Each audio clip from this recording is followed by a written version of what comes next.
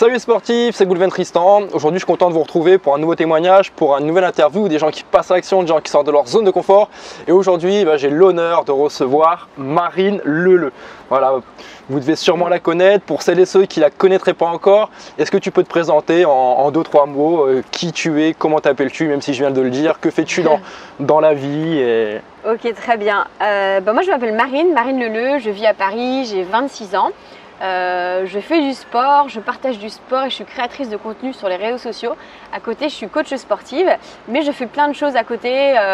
J'ai ma boîte, mon entreprise où je commercialise des chaussettes différentes. Ne me demandez pas forcément pourquoi. À force de les perdre, non? À force de non, parce que je trouve dépareiller. que c'était original de pouvoir vendre des chaussettes différentes parce que toujours les mamans, elles recherchent toujours la chaussette qui va avec sa chaussette orpheline. Ouais. Du coup, comme ça, au moins, on se prend pas la tête, c'est des chaussettes différentes. Voilà. Donc il y a ça. Après, j'ai écrit plusieurs livres et voilà. Donc du coup, un peu comme je le dis très souvent, c'est que moi, mon métier, c'est d'être Marine Leleu et c'est le plus beau métier du monde, donc c'est cool. Voilà. Alors pour celles et ceux qui voudraient te suivre, on peut te retrouver où justement? Alors moi, on peut me retrouver principalement sur Instagram, je partage énormément, je fais beaucoup de stories, je partage beaucoup mon quotidien. On peut me retrouver aussi sur YouTube, sur Facebook, Twitter, un petit peu partout, mais je suis vraiment très active sur Instagram et sur YouTube. Et après sur différents salons comme le salon du running pour le marathon de Paris, voilà. Donc le marathon de Paris, tous les ans qui a lieu en avril, si on veut te voir, on peut te voir au salon du running. Sur mon stand, oui. T'as un stand? Bien sûr, ouais. Stand Marine Leleu? Exactement. D'accord, donc la prochaine fois je viendrai te voir. Super.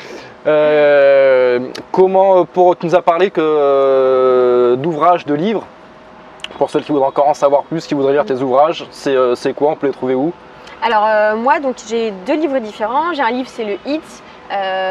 Du haut intervalle training, c'est un petit cahier, c'est un tout petit livre, voilà, pour se remettre au sport ou pour avoir des conseils un peu sur le sport. Et mon deuxième livre, c'est Dans la tête et les baskets de Marine Leleu. Je partage beaucoup de mon quotidien, je parle beaucoup de sport. Je me livre vraiment à tout le monde. C'est un peu sans filtre ce livre. J'explique exactement combien je gagne, comment je gagne ma vie, ce que je fais dans le sport. Je partage aussi ma famille, mes amis. J'explique comment ils vivent ça par rapport à moi. Et je parle aussi beaucoup de triathlon, les premiers triathlons, la confiance en soi, etc. Voilà. Donc ça, c'est bien sûr, on peut les retrouver à la Fnac ou sur Amazon. Donc comment tu te caractériserais aujourd'hui? Parce que tu as plusieurs facettes, tu fais du coaching, tu es très actif sur les réseaux sociaux. Comment tu pourrais te caractériser pour celles et ceux qui se passionnent pour le sport? Comment est Marine Leleu? Comment tu te caractériserais? Moi, je dis un peu vulgairement, je suis une petite meuf qui aime faire du sport et le partager. Donc je fais beaucoup de sport. C'est un peu grâce à ça que je crée mon contenu et que je partage. Mais je ne suis pas du tout une pro, je ne suis pas du tout une athlète et je ne suis pas la meilleure. D'ailleurs, je suis très loin d'être la meilleure. Et c'est pas ce que je recherche. En fait, moi, je ne recherche pas la performance. Les gens qui veulent faire un marathon en moins de 3h30 ou en moins de 4h, ou un semi en tendeur ou un Ironman en tendeur, c'est cool. Moi, franchement, c'est super. Je trouve ça cool d'avoir un objectif. Encore une fois, il faut toujours avoir des objectifs dans la vie. Et moi, c'est pas du tout mon but. Moi, si je fais un Ironman et que l'année d'après, je refais le même et que je vois qu'à, je sais pas, une demi-heure de l'arrivée, il y a quelqu'un, c'est son premier, il marche, il a du mal, et ben je vais finir avec lui. Je trouve ça trop cool. Moi, mon maître mot, c'est le partage. Et moi, j'ai envie de partager des expériences, partager un peu ce que je vis pour pouvoir motiver les gens à faire du sport et à se dépasser. Parce qu'avant tout, le sport, c'est pas faire du sport, pour soit se travailler son corps ou se défouler. Enfin, c'est bien, mais le sport, pour moi, c'est une hygiène de vie et c'est surtout une façon de s'exprimer. Ouais. Voilà, exactement. Donc toi, tu n'es pas une performeuse, tu es vraiment passionnée par ce que tu fais, ouais. Tu t'interdis rien surtout, ça c'est vraiment très intéressant, sûr, ouais. Que ce soit semi-marathon, marathon, Ironman, on va y revenir après l'enduroman avec la traversée de la Manche à la nage. Voilà, tu n'es pas une performeuse, je pense. Est-ce que pour celles et ceux qui voudraient en apprendre un peu plus sur toi, sur tes performances, un marathon, tu le cours en combien de temps à peu près? 3 heures, mon meilleur temps c'est 3h28. Ah, je te bats, je suis à 3h25 je crois. Au marathon d'Athènes. Marathon d'Athènes, ouais. Et un Ironman, c'est quoi tes pour vous dire, je crois que c'est un peu moins de 13 heures, mais on va dire 13 heures. T'étais à combien à Nice? Parce que je crois que tu as fait Nice. Ouais, j'ai fait Nice 3h30, je crois, un truc comme ça. Dans l'Ironman 13h30. Ah, 13h30. Ouais, c'est ça, 13h30. En fait, pour vous dire, moi je suis très nulle, pour vous parler un peu plus, moi je me débrouille bien en natation. Le vélo, je suis très nulle. C'est limite, il y a la voiture va aller derrière moi. Enfin, j'exagère, mais c'est un peu ça, je suis vraiment très nulle. Et sur la partie marathon, course à pied, ça va, je me débrouille bien. Enfin, pour moi, voilà. Non mais c'est vraiment très intéressant. Voilà, si je t'ai fait dire un peu les chronos que tu avais en marathon, sur les différentes distances Ironman, voilà, moi j'ai à peu près les mêmes chronos. Je crois qu'à Nice c'est 13h40. Je crois que tu m'as battu sur Nice. Moi, je crois que j'ai jamais fait moins de 13h30 à Nice. Mais voilà, puis pour autant, tu as envie d'essayer, tu as envie de le faire. C'est vrai qu'il y a beaucoup de gens qui. Ça, c'est l'être humain. L'être humain est comme ça. Aujourd'hui, tu es très actif dans les réseaux sociaux. Tu es considéré comme. Enfin, les gens te considèrent comme une grande sportive. Mais en fait, tu es juste une sportive qui passe à l'action, qui vit sa vie, qui vit ses rêves, qui vit ses projets à fond et qui n'est pas du tout dans la recherche de la performance du chrono. Toi, c'est vraiment le partage. C'est vraiment véhiculer un message à toutes celles et ceux qui te suivent, de leur montrer la voie du possible, le chemin du possible. Voilà, faites-le, c'est possible. Et c'est quoi qui t'a animé quand tu as commencé? Parce que quand tu as commencé ton premier marathon, ton premier Ironman, toi qui dis que tu n'étais pas forcément très forte en vélo, qu'est-ce qui t'a animé à faire un Ironman, à commencer à prendre le pas? Moi en fait c'était plutôt, j'ai perdu à Paris avec des amis et du coup j'ai dû faire une course. Mais moi après je trouve qu'on se prend vite au jeu, on a envie d'avancer et comme je dis en fait le sport ça nous permet de nous découvrir soi-même et je trouve qu'on apprend énormément sur soi-même en faisant du sport. Enfin moi j'ai appris sur moi, je pense que j'ai réussi à me construire celle que je suis maintenant grâce au sport et je pense que sans sport je pense que je ne serais pas la même personne, même j'en suis persuadée parce que quand on fait du sport on passe par des moments, on passe par des facettes, on apprend énormément et je trouve ça génial et du coup j'avais envie à chaque fois d'aller chercher un peu plus, pas de faire les courses les plus longues, c'est sûr, c'est assez chouette, mais du coup de vivre un peu ces moments, il n'y a vraiment que le sport qui me permet de vivre ces moments-là. Mais justement, cet Ironman que tu as fait sur un pari, le fait de l'avoir terminé, qu'est-ce que ça t'a appris? Moi je sais, si je te pose la question, c'est que moi l'Ironman de Nice que j'ai fait en 2011, alors que je partais vraiment de zéro, je me suis fait critiquer par tout le monde pour la petite histoire. J'en avais parlé à personne parce que c'était déjà lourd à porter le fait de m'inscrire à cet Ironman de Nice. C'était vraiment, j'avais jamais fait de triathlon, je connaissais les distances mais j'avais jamais rien fait de tout ça, je faisais que courir moi, donc j'avais pas de vélo, je savais pas nager, je nageais que vulgairement à la brasse et quand je me suis inscrit, ça a été dur à assumer parce qu'il y a ce fardeau de la société qui te catalogue dans une case par rapport à ce que tu sais faire, ce que tu sais pas faire. Et je me rappelle mon collègue de chambre qui avait un niveau national en triathlon. Un jour on part en intervention ensemble et il me dit tu sais pas quoi Goulven, avec un grand sourire, il me fait je vais m'entraîner comme un enculé pendant 2 ans et je vais faire l'Ironman de Nice. Et moi je venais de m'y inscrire et je lui fais écoute Rémi, moi je viens de m'y inscrire. Et il m'a démoli du regard quoi.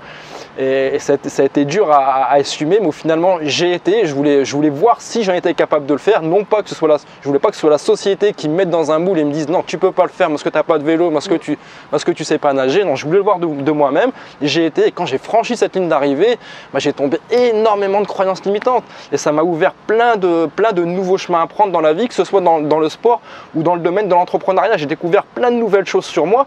Et toi, qu'est-ce que ça a pu t'apprendre justement le fait d'avoir fini cet Ironman sur un pari? En fait, je pense que rien n'est impossible. C'est un peu le slogan d'ailleurs de l'Ironman, anything is possible, mais je pense que c'est vrai. Je pense qu'en fait, quand on se fixe quelque chose, quand on a envie de le faire, on le fait. Il faut arrêter d'écouter tout le monde. C'est sûr que les gens nous apportent des conseils. Comme je disais, il faut s'entourer des bonnes personnes pour avancer, mais il faut arrêter d'écouter un tel ou une autre personne qui dit ça va être dur, ça, tu vas pas être capable. Voilà. Si j'avais fait cet Ironman que j'avais pas réussi, c'est pas grave, j'aurais appris, j'aurais emmagasiné de l'expérience et du coup j'aurais fait l'année d'après un autre et j'aurais appris de ça. N'ayez pas peur d'échouer, au contraire, moi des fois je trouve que c'est trop cool d'échouer. Moi je me souviens, j'ai fait la Saint-Élion l'année dernière j'ai abandonné. Et c'est pas grave. D'ailleurs des courses dans la vie je pourrais en faire toute ma vie. J'ai abandonné parce que j'avais mal au genou alors que j'étais à 15 km de l'arrivée. J'aurais très bien pu dire c'est pas grave, il me reste 15 km, j'y vais, j'y fonce. Ça aurait été quoi? Le but c'est que je me blesse, que je puisse pas courir après pendant je sais pas combien de temps, juste pour dire sur le réseau, j'ai terminé. Au contraire, je trouvais ça trop chouette de dire sur le réseau, écoutez, même Marine Leleu que vous suivez et que certains admirent, je sais pas d'ailleurs pourquoi, mais qui admirent, même Marine Leleu, elle abandonne. Voilà, parce qu'abandonner, on apprend. Justement ça, voilà. C'est l'expérience. Exactement.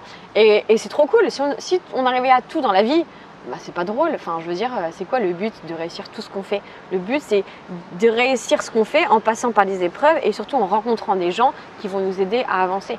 Donc moi, je pense que terminer l'Ironman, ça n'a pas changé ma vie, c'est pas vrai, mais je pense que ça a engagé le processus de vouloir toujours apprendre et de faire un peu plus. Voilà. Après, tu as fait d'autres. Comment c'était quoi le processus par la suite? Tu as fait de nouvelles Ironman, tu as découvert de nouvelles choses? Oui, bien sûr, j'ai fait d'autres Ironman, j'ai fait d'autres marathons, j'ai continué à travailler. Enfin voilà, après, on le sait tous, ceux qui font des Ironman et c'est pas leur métier. Bon, il faut bien travailler à côté. Hein. L'entraînement, c'est une grosse dose d'entraînement, mais il faut bien travailler. Donc j'ai travaillé tout ça. Et après, j'ai envie de faire un peu plus grand. Voilà.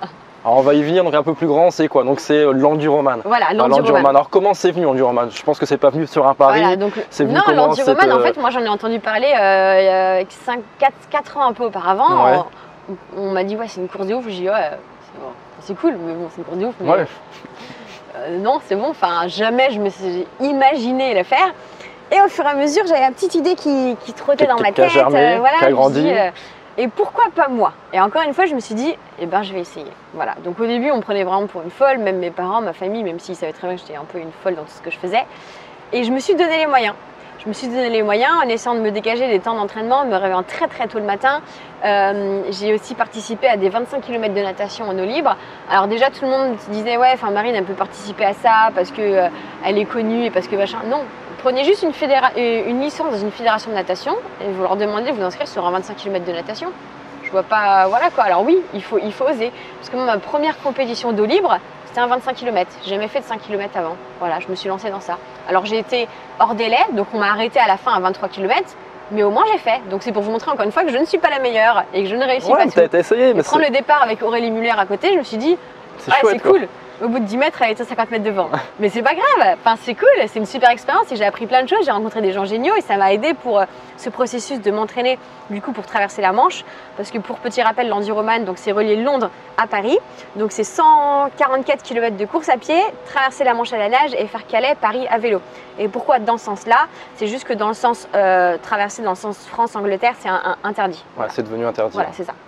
Non mais tout à fait, non mais ça, voilà, peu importe ce que vous voulez faire, un 5 km, un 10, un semi-marathon, marathon, Ironman, ça commence par une inscription, c'est tout simplement, vous allez sur un site, vous remplissez une fiche d'inscription et c'est parti. Moi en 2011, quand je me suis inscrit pour l'Ironman de Nice, quand je suis arrivé à Nice, je m'en suis arrêté toute ma vie avec mon vélo que j'avais acheté au Trocathlon 4 mois avant et j'arrive, je me souviens, c'était une bonne femme, elle me donne 3 sacs, des dossards, en veux-tu, en voilà.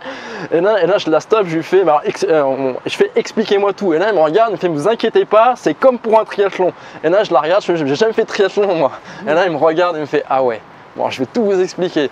Voilà, mais voilà, j'ai essayé. Je voulais pas que ce soit la société qui décide à ma place. Et ça m'a permis de faire des choses bien plus grandes. Voilà, moi, je suis pas un performeur non plus. Je suis pas comme Marine où je cours après un chrono. Moi, c'est après un challenge, après une aventure humaine.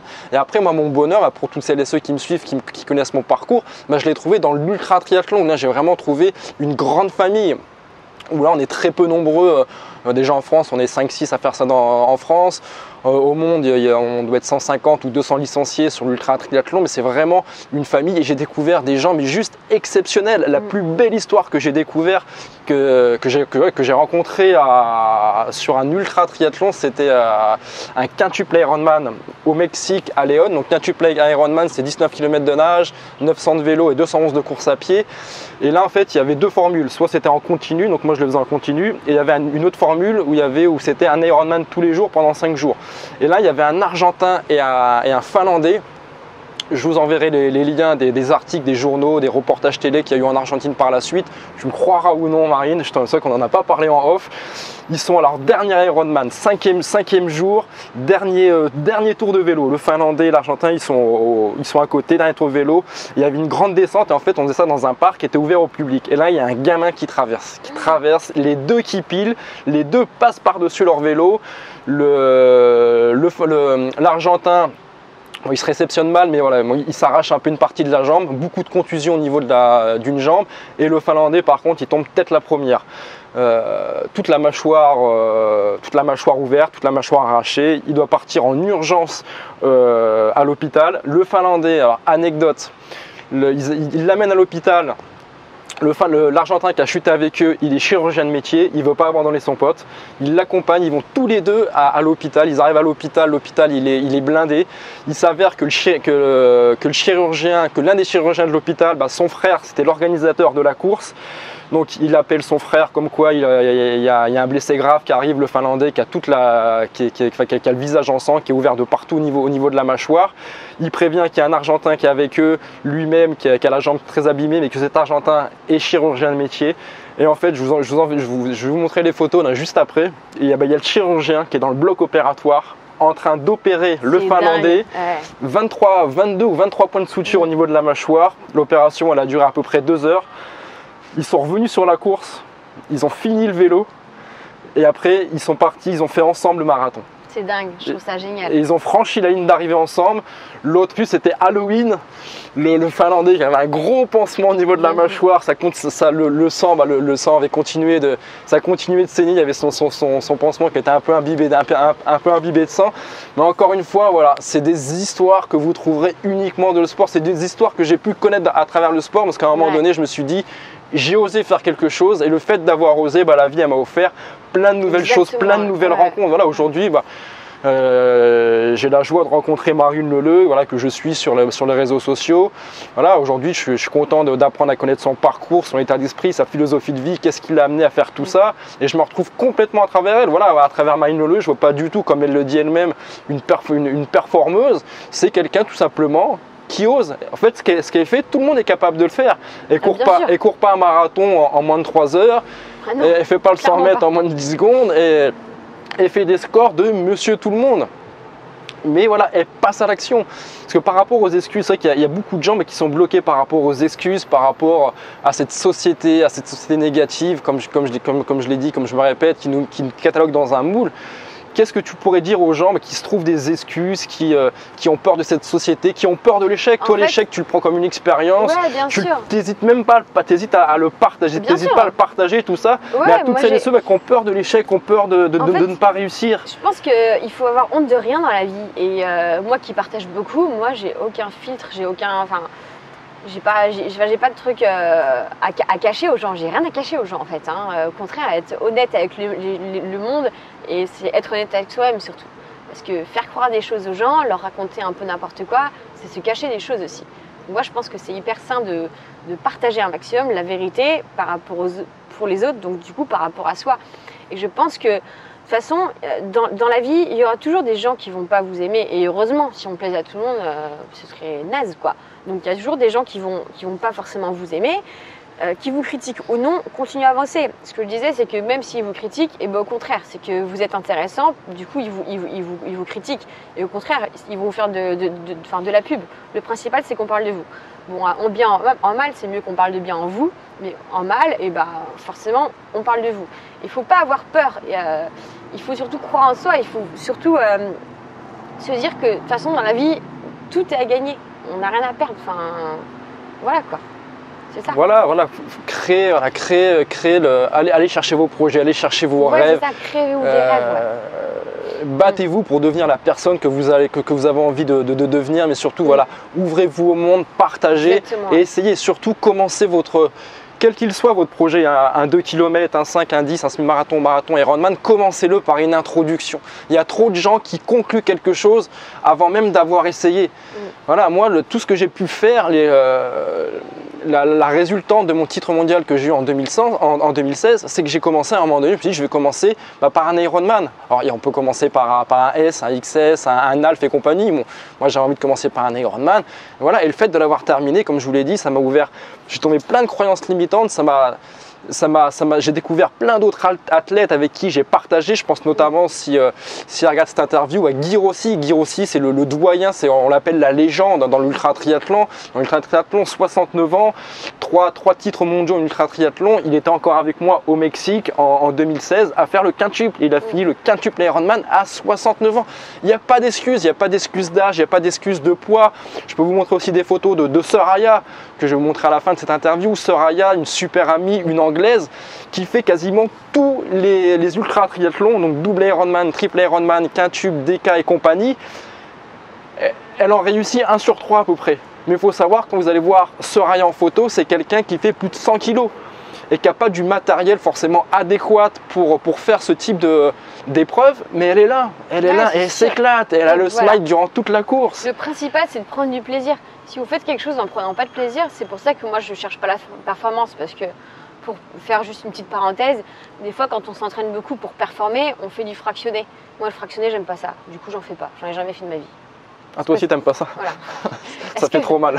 Non, alors moi c'est pas du tout que ça fait mal, c'est que moi je n'aime pas ça. Ouais. Me faire mal, ça me dérange pas du tout. Mais en fait, moi je comprends pas, c'est parce que j'ai pas d'objectifs, ceux qui ont des objectifs de temps, c'est obligé un peu d'en faire, mais moi je conçois pas de me dire lundi je dois faire ça, mardi je dois faire ça, parce que mercredi j'ai fait ça. Non, j'ai envie de faire du vélo, j'en fais, j'ai envie de courir, je cours. C'est au feeling. Bien sûr, au feeling par rapport aussi à ton planning. Après, il faut être aussi un peu intelligent par rapport à la compétition et tout ça. Je ne vais pas dire au feeling, je fais que courir parce que je veux que courir, mais je vais traverser la Manche. C'est nul, il faut être aussi, il faut être raisonné. Mais moi, j'ai pas de plan. Je fais un peu ce que j'aime, comme j'aime. Voilà, juste ça. Je pense que ça m'a plutôt bien réussi. Et surtout avec le sourire. Ça va être beaucoup. Non, mais complètement. Voilà, par rapport aussi à tout ce que j'ai pu réussir à faire aussi, voilà. J'ai été pompier pendant longtemps, à côté de ça j'étais aussi pompier volontaire, j'avais aussi une activité dans l'entrepreneuriat.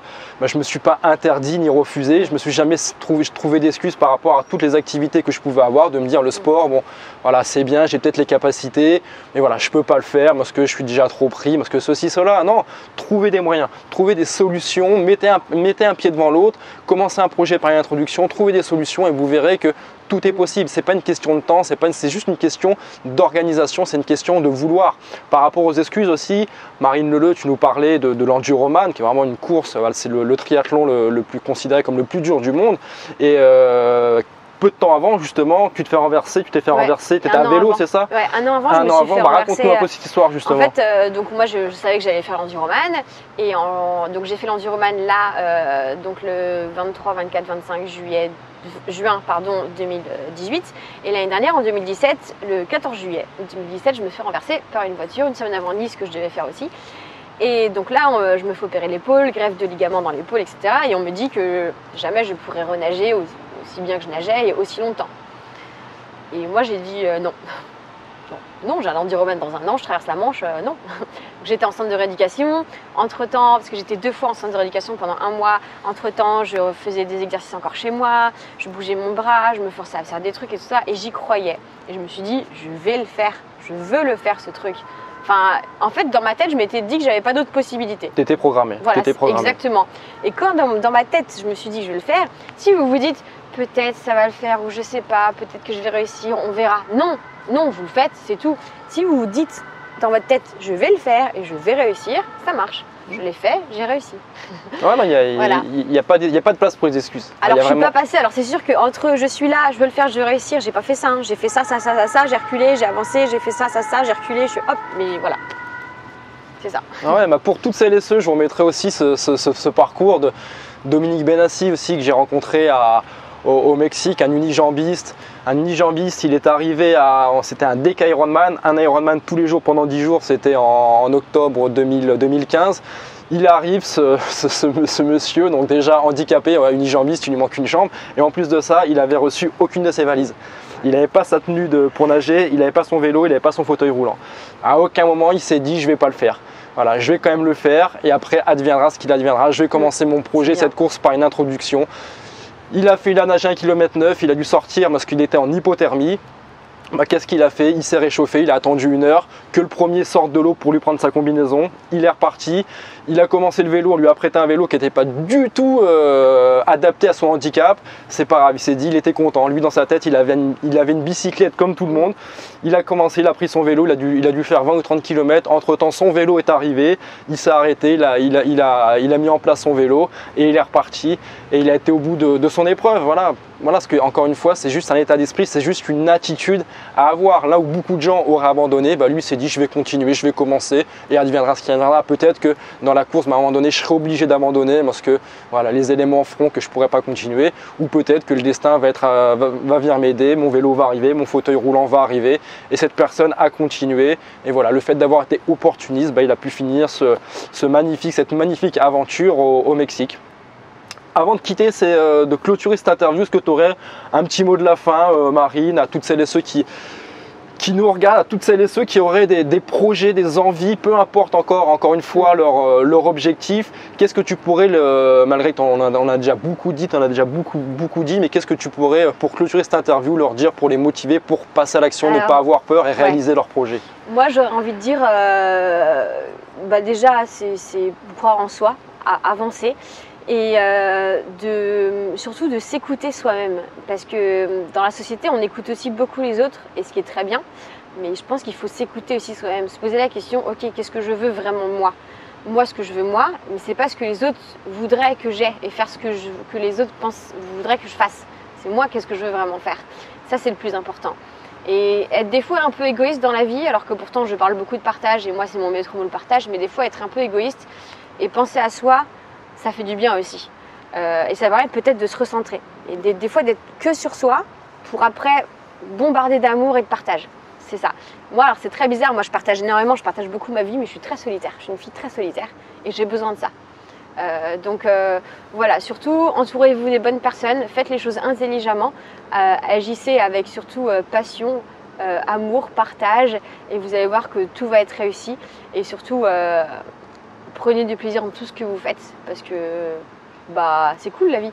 Voilà, c'est cool et tout est possible. Tout est possible. Ouais. Tout est possible à toutes celles et ceux qui franchiront le pas, qui commenceront un projet par une introduction. Tout est possible.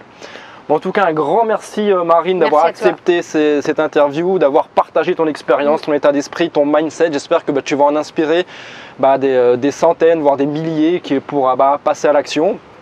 Si cette interview vous a plu, n'hésitez pas à mettre un gros pouce vers le haut, à le partager à toutes celles et ceux qui auraient des projets dans le sport, qui voudraient passer à l'action, qui sont peut-être dans la difficulté de par cette société, de par tout ça. Donc voilà, n'hésitez pas à la partager autour de vous. Et moi, je vous retrouve très prochainement pour de nouveaux témoignages et de nouveaux interviews. A plus, bye bye. Ciao.